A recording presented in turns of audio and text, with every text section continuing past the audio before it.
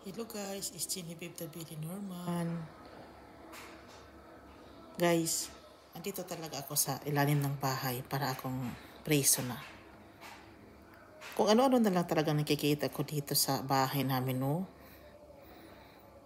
Gabi ngayon, tapos wala akong maisip, kaya nag-video na naman ako. Kasi bumilib na lang talaga ako dito sa mga nabili kong mga tablecloth na napakaluma na nila pero hindi pa rin na-change yung ano nila, printa. Diyan ako bilib sa tablecloth na ito.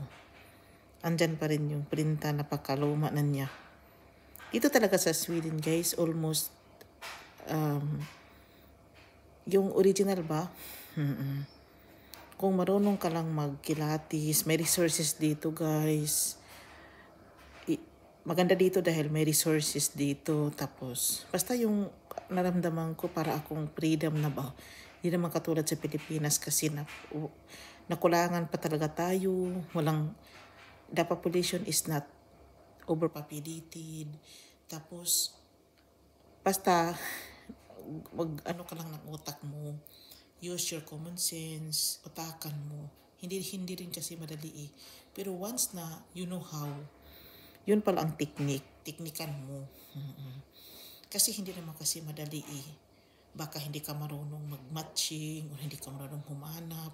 Pero if you know how, mautak ka, madali mo lang makita. Yung mag-third eye ka, yung focus ka.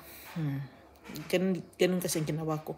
Para na talaga akong na-freedom talaga sa mga ginawa ko sa buhay ko. Hindi naman talaga almost sa husband ko. It's all about myself. Hindi kasi ako nagkaanak. Kaya ito na lang ginawa ko. Masaya na lang ako sa mga pinagagawa ko guys. Marami akong natuklasan. Marami talaga. Natuwa talaga ako. Yung mga gusto kong gawin, dito na pala yun.